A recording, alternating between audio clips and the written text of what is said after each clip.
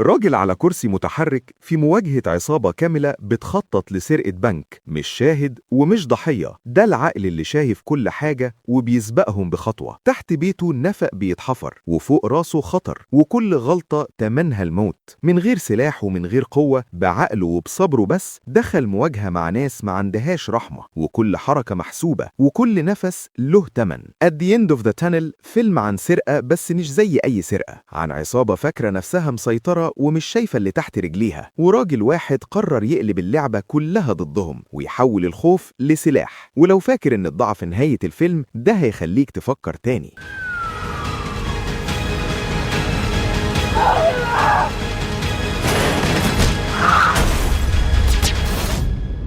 بيبدأ فيلمنا مع خواكين، راجل في أواخر الأربعينات محبوس جوه شقة ضيقة وضلمة زي حالته النفسية بالظبط. حادث مروري قديم سرق منه جسده وحياته وسابه سجين كرسي متحرك منفصل عن الدنيا وكل اللي فيها. من أول لحظة بنشوف إن خواكين مش بس عاجز جسديا، ده كمان مكسور من جوه، عايش أيامه في صمت تقيل وذكريات مؤلمة بتعيد نفسها كل يوم، كأن الزمن وقف عند لحظة الحادث ومش راضي يتحرك. وفي يوم هادي صوت خبط مفاجئ على الباب، قدامه ست باين عليها الإرهاق ماسكة إيد بنتها الصغيرة بيتي اللي عينيها بتلف في المكان في صمت غريب. تسأله بهدوء: انت حاطط إعلان عن غرفة للإيجار؟ يرد عليها بنبرة باردة وجافة: أيوة، بس كان المفروض تتصلي الأول. ورغم ده يسيب الباب مفتوح ويشرح لها مكان الغرفة. بيرتا تطلع تشوفها، الأوضة ضيقة، إضاءة ضعيفة، بس باين إنها مناسبة ليها. ترجع وتقوله إنها هتغيب نص ساعة بس وتيجي بحاجتها. بعد وقت قصير بيرتا وبنتها يرجعوا بشنط قليلة ويبدأ وجودهم يبان في تفاصيل الشقة. بيرتا تحاول بهدوء ترتب المكان، تفتح الشبابيك، تمسح التراب، كأنها بتحاول تدخل نفس جديد في بيت خانق. لكن خواكين يراقب كل ده في صمت مش مريح، عينيه مليانة توتر ورفض. يقطعها فجأة بنبرة حاسمة: أنا مش محتاج حد ينظف البيت ولا يساعدني، كل حاجة ماشية كده بقالها سنين. بيرتا تسكت، تحترم المساحة بتاعته، لكن نظرتها بتقول إن الشقة دي مش بس محتاجة ترتيب، دي محتاجة حياة. أما باتي فتقف في ركن بعيد ساكتة، تراقب خواكين بنظرة غامضة وشكلها مرعوبة منه. بعدها بشوية خواكين بدأ يسمع صوت غريب جاي من القبو تحت الشقة. الصوت كان زي خبطات متقطعة وكأن حد بيحفر أو بيحرك حاجة. خواكين اتحرك على كرسيه المتحرك وقرب ناحية الصوت، حاول يسمع أكتر. الصوت اتكرر وبقى أعلى، خلى خواكين يركز ويبعد كل حاجة من دماغه، وطلع كاميرا صغيرة قديمة كان مخبيها عشان يقدر يراقب الطابق السفلي، وركبها في الحيطة عشان يشوف ويعرف بالظبط بيحصل ايه تحت. بس مفيش حاجة ظاهرة. بتبدأ العلاقة بين خواكين وبيرتا تتحسن شوية، وبيرتا بتساعده في شوية حاجات في البيت زي تركيب الشقة وتحضير الأكل وتوصيل حاجاته وهو في الكرسي المتحرك. في الأول خواكين كان بيصدها ومش عايز حد يتدخل في حياته، لكنه مع الوقت لاحظ إنها دايما موجودة بتسأل، وعملت له حفلة عيد ميلاده على قدهم هما الاتنين. وبيتي الصغيرة كانت بتجري حواليه في البيت وبتلعب مع الكلب. من اللحظة دي الصوت الغريب اللي كان خواكين حاسس بيه من تحت الأرض بدأ يزيد. في الأول كان شكه بسيط، لكنه دلوقتي بدأ يتأكد إن في حاجة مش تمام في الطابق السفلي. هو مش قادر يحدد هما بيعملوا إيه بالظبط، وعن طريق الكاميرا اللي ركبها خواكين في الحيطة قدر يشوف ويسمع كل اللي بيحصل في القبو، وتأكد إن الصوت اللي كان سمعه سببه ناس بتحفر تحت بيته. وسمع كلامهم وعرف إنهم شغالين في سرقة كبيرة، وإنهم بيحفروا نفق يوصل للبنك اللي جنب البيت وبيجهزوا للعملية. وبدأ يسجل حواراتهم وخططهم ويعرف ميعاد التنفيذ وكل التفاصيل. ومن اللحظة دي خواكين فهم إن السرقة هتتم من تحت بيته مباشرة، وقرر يقول كل حاجة لبيرتا ويوريها اللي شافه وسمعه تحت القبو. بحكم إن علاقتهم كانت بدأت تتحسن، لكن بيرتا ردت عليه وقالت له إنها رايحة مشوار وراجعة. وفي أثناء ما هو متابع الكاميرا شاف بيرتا واقفة مع زعيم العصابة جاليريو، واتصدم لما شافها، وعرف ساعتها إنها معاهم وإن دورها إنها تلهيه وتبعده عن القبو عشان ما يحسش بحاجة. ولما بيرتا رجعت وسألته كنت عايز توريني إيه، قال لها مفيش حاجة، كنت عايز أوريكي حاجة على اليوتيوب. ومن هنا خواكين بدأ يفكر يستغل اللي بيحصل وياخد جزء من الفلوس، وده عشان يحل مشكلته مع البنك، وكمان يقدر يعمل العملية اللي تخليه يمشي تاني. وبدأ فعلا يخطط لكل حاجة، وحدد مكان النفق بالظبط وإزاي هينفذ من غير ما حد يحس بيه من العصابة. خواكين عيونه على بيتي اللي قاعدة جنب الكلب وبتهمس للكلب همس خفيف، وركز على شفايفها وفهم إنها مش فاقدة النطق زي ما كان فاكر. رجعنا للقبو، خواكين قاعد على الكرسي ووشه متوتر، سامع صوت وصورة العصابة على على الشاشة واحد من العصابة بيخش على الزعيم ويقول له لقيت تليفون محمول مع حد مننا. الزعيم بياخد التليفون بنفسه ويفتحه. من خلال الرسائل والمكالمات اللي على التليفون عرف الشخص اللي معاه من اسم المستخدم اللي كان ظاهر والرقم اللي اتسجل عليه. الزعيم ربطه وبدأ يعذبه وقال له إن حبيبته كانت زعلانة منه وإنه كان لازم يرد عليها ويقول لها إنه موجود في المدينة وبيشتغل جنب البنك. بعد ما عرف منه كل حاجة قتله بقتلة بشعة جدا. خواكين اتفزع، قلبه بقى يدق جامد، حاول يتصل بالشرطة لكنه رجع ايده لورا ساكت. عيونه مش قادرة تبطل متابعة الشاشة. كل حركة حوالين الزعيم والشخص اللي اتقتل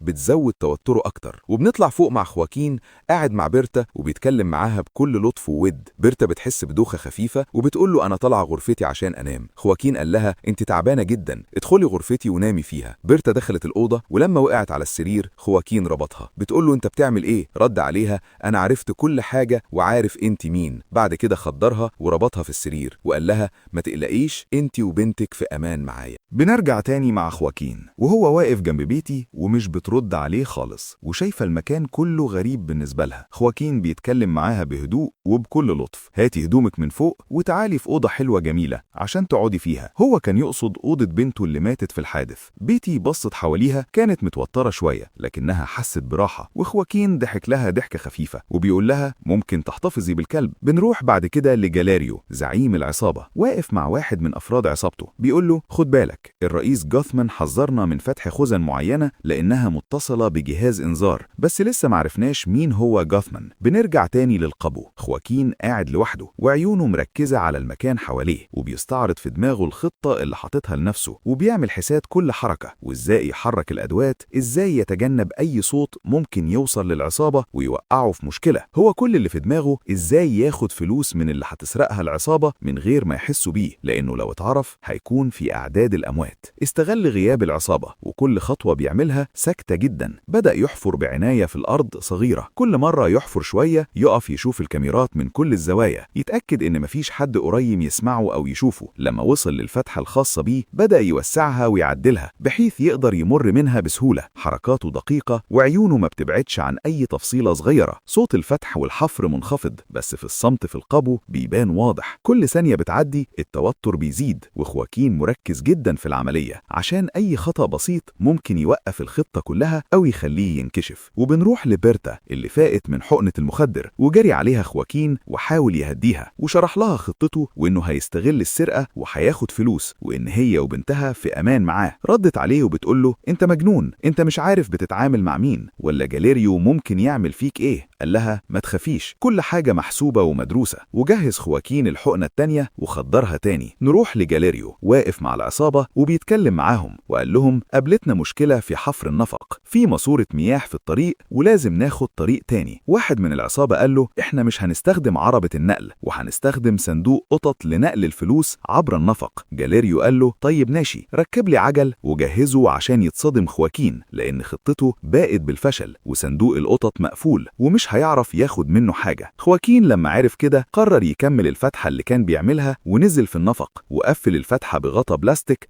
وحط عليه سفنج ومادة لاصقة وتراب عشان تبان زي جدران النفق ومحدش ياخد باله منها. وكمل طريقه في النفق ووصل للمكان اللي فيه ماسورة المياه ورفع مقاسها عشان يبني عليها خطته الجديدة. فجأة وانت متوقع الجو الدنيا هادي بيظهروا رجال العصابة نفسهم في آخر النفق. خواكين يتجمد لحظة مش عارف يستخبى فين، ملوش أي سلاح ولا أي حاجة بينه وبينهم لكنه بدوره الذكي بيلاقي ماسورة مية جانبية وبيرمي نفسه وراها وبيلطم وشه بالطين اللي حواليه وبيقعد ساكت جدا لحد ما العصابة تعدي من جنبه من غير ما تشوفه أو يسمعوه. بعد ما العصابة تكمل طريقها في النفق وتبعد خواكين بينطلق يجري بسرعة لورا. بيروح للقبو بتاعه يطلع على شاشات المراقبة يشيك على بيتي بنت بيرتا اللي هو كان بيراقبها وبقى مهتم بيها ويركز في الكاميرات لحد ما يلاقيها في مكان العصابة نفسها. بيتي في مشهد تاني بتسمع صوت حد بيقرب منها فبتستخبى تحت السلالم وخواكين هو كمان واقف بيراقب لكن مفيش في ايده اي وسيلة يساعدها في اللحظة دي. وفي اللحظة الحرجة دي غوتمان بيظهر واضح من مظهره ومن طريقة الناس حواليه انه شخصية مهمة جدا من رتبة عالية في الشرطة او جهاز كبير وبيبقى واضح انه هو اللي بيشرف على اللي حاصل في الخفاء ويراقب كل حاجة عن قرب. غوتمان واقف مع عصابته وبيقول تأخير يوم في التنفيذ مش في مصلحتنا، واستخدام قنبلة صغيرة ممكن يسبب لينا مشاكل. جاليريو رد وقال لهم هيكون يوم 25 وفي احتفال وألعاب نارية ومحدش هيقدر يميز الصوت. غوتمان قال طيب تمام. بعد كده الأعصر سألهم محدش شاف ساعتي، وجاليريو رد عليه بسخرية عندك حاجة تانية مهمة عاوز تقولها؟ وبيرجع غوتمان للعملية وبيقول إنه هيقدر يبعد دوريات الشرطة عن محيط البنك لحد الساعة 11 بالليل، وبعد كده هيبقى صعب جدا. طلب غوتمان إنه يتكلم على انفراد مع جاليريو واداله ورقة فيها أرقام الخزن اللي مش هيجي جنبها، اللي منها الناس الخاصة بيه وتجار المخدرات مش عاوزين مشاكل معاهم، وقال له على رقم خزن فيها ورق مهم وما تحاولش تشوفه لو خايف على حياتك. بعد ما خلصوا الكلام خرجوا من المكان، وبيتي خرجت هي كمان من مخبأها ورجعت تاني عن طريق النفق. خواكين استقبلها بين أحضانه وطمنها إنها في أمان، وهو بيطمنها لقى معاها الساعة بتاعت الأعصر وأخدها منها عشان يبني خطته على الساعة دي، وخليك معانا عشان تعرف إزاي. وبنروح لبيرتا وخواكين قدامها وبيطلب منها ترد على جاليريو وتقول له إن الدنيا تمام. بيرتا تبص له وتقول له إيه اللي مخليك معتقد إني ممكن أساعدك؟ خواكين يفتح اللابتوب ويشغل لها تسجيل صوت بيتي وهي بتهمس للكلب. بيرتا تسمع صوت بنتها وتبتدي ملامحها تتغير. بعد شوية الصوت يكمل وبيتي بتقول إن صديق مامتها بيلعب معاها لعبة سرية وإنها ما ينفعش تقول لمامتها. بيرتا تستوعب الكلام واحدة واحدة وتفهم إن جاليريو كان بيتحرش ببنتها طول السنتين اللي فاتوا. بيرتا تنهار وتدخل في نوبة بكاء وغضب ومش قادرة تمسك نفسها. خواكين يسيبها تسمع كله للآخر من غير ما يقاطعها. بعد شوية التليفون يرن، بيرتا تمسحه بدموعها وتمسك السماعة وترد على جاليريو وتقول له إن كل شيء تمام، وصوتها باين فيه كبت وغضب. وهي قافلة المكالمة تبص لخواكين وتقول له إنها هتقتله. خواكين يخدرها مرة تانية وهو بيقول لها إنه مش بس هيقتله، ده هيدمر حياته كلها. وجه يوم التنفيذ وخواكين كان سابه العصابة بخطوة. نزل النفق بابلهم ونقل مكان المفجر وحطه عند ماسورة المية. بعدها راح تحت غرفة الخزن وفتح الفتحة بإيده وطلع منها ونجح يدخل جوه. دخل على خزنة من الخزن اللي غوتمان كان محذر منها، قاصد يورط العصابة مع تجار المخدرات لأنه عارف إن الخزنة دي فيها فلوس كتير ومش بتاعت ناس أبرياء.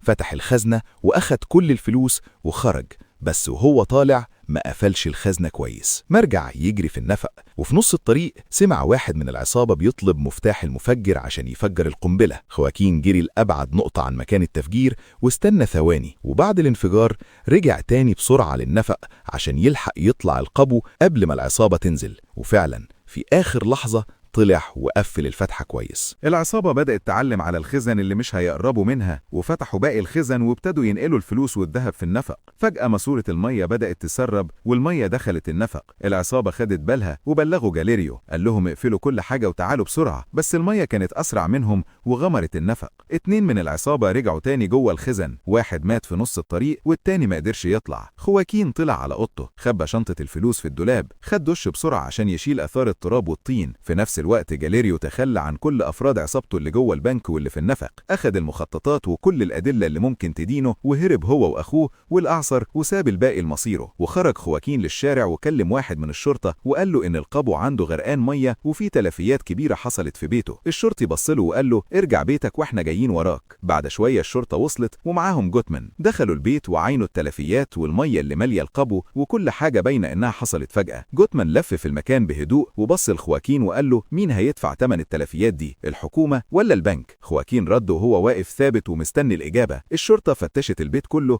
ومفيش أي حاجة واضحة تدين خواكين. قبل ما يمشوا غوتمان قرب من خواكين وطلب منه ياخد رقم تليفونه وقال له لو عرفت أي حاجة أو لاحظت أي حاجة غريبة كلمني فورا. خواكين خد الرقم وسكت، ونظراته باينة إنه فاهم كويس اللعبة بتمشي إزاي وإن اللي حصل لسه ما خلصش عند النقطة دي. بعد دقايق جاليريو وصل بيت خواكين ومعاه رجالة. أول ما دخل قال له الشرطة كانت لسه هنا. خواكين رد بهدوء وقال له احنا فرقة تانية ولينا مهمة تانية. جاليريو كان باين عليه الشك بس دخل. جاليريو سأل خواكين مين اللي كان معاك هنا؟ خواكين قال له كان عندي سيدة وبنتها بس مشيوا امبارح. وهو بيتكلم كانت البنت واقفة وراه بس جاليريو ما خدش باله. بعد كده جاليريو خد خواكين ودخلوا الأوضة اللي جوه. جاليريو شاف بيرتا متمددة ومتخدرة وعلى ايديها اثار ربط. بص لخواكين وسأله هل انت فعلا ما بتقدرش تمشي؟ خواكين قال له ايوه. فجأة زقه ووقعه من على الكرسي المتحرك وابتدى يضرب فيه ويهدده بالقتل. في نفس الوقت ومن غير ما جاليريو يعرف كانت رسالة اتبعتت لغوتمان وطلبت منه يجي البيت فورا فورا. وفعلا جوتمان وصل البيت. أول ما دخل جاليريو اتجنن وراح ضارب سي ومكتفه وبيصرخ فيه: أنت بتسلمني وإيه اللي جابك هنا؟ جوتمان رد عليه بهدوء وقال له: أنا جاي بناء على طلبه. جاليريو سابه ورجع يكمل ضرب في خواكين، والغضب مسيطر عليه وخلاص كان هيقتله. في اللحظة دي خواكين نطق وقال بصوت مكسور: أعصر انقذني أرجوك، ما تخليهوش يقتلني. جاليريو اتفاجئ وبصله وقال: أنت تعرفه منين وتعرف اسمه إزاي؟ خواكين رد وقال له: هتقول ولا أقول أنا؟ الأعصر رد بتوتر وقال: أقول إيه؟ هو أنا أعرفك أصلا؟ خواكين كمل وقال إن الأعصر كان بيجي هنا من زمان، وكان متفق مع بيرتا إنهم يسرقوا الفلوس لوحدهم ويهربوا، ولما بيرتا ابتدت تخاف كتفها وخدرها، وكان بيأكد عليه كل 6 ساعات يخدرها تاني. الأعصر قطعه وقال: ده كداب وما حصلش وأنا معرفوش. خواكين بص لجاليريو وقال له: افتح الرف اللي هناك. جاليريو فتحه ولقى ساعة الأعصر اللي كان بيدور عليها قبل كده. ساعتها الأعصر فهم إن موقفه بقى ضعيف. الأعصر رفع سلاحه وضرب بيدرو مساعد جاليريو، قتله في لحظتها. جاليريو جري على بيدرو وهو منهار وبيحاول ينقذه. في اللحظة دي خرجت بيرتا، مسكت المسدس وضربت جاليريو وقتلته. خواكين مسك السلاح ووجهه ناحية جوتمان. جوتمان بصله وقال له: نزل السلاح، ولو قتلتني مين هيخلصك من الجثث دي؟ هتدفنهم في القبو يعني؟ وبعد لحظة سكات قال له: أنا مش عاوز أعرف أنت عملتها إزاي ولا خطتك كانت إيه، أنا عاوز نص الفلوس اللي أنت خدتها والنص التاني حلال عليك. خواكين رفض وقال له: أنت مش في مأمن مني، وأنا أعرف عنك كتير ومعايا دليل. فتح اللابتوب ووراله الدليل. ساعتها جوتمان رفع السلاح وهدده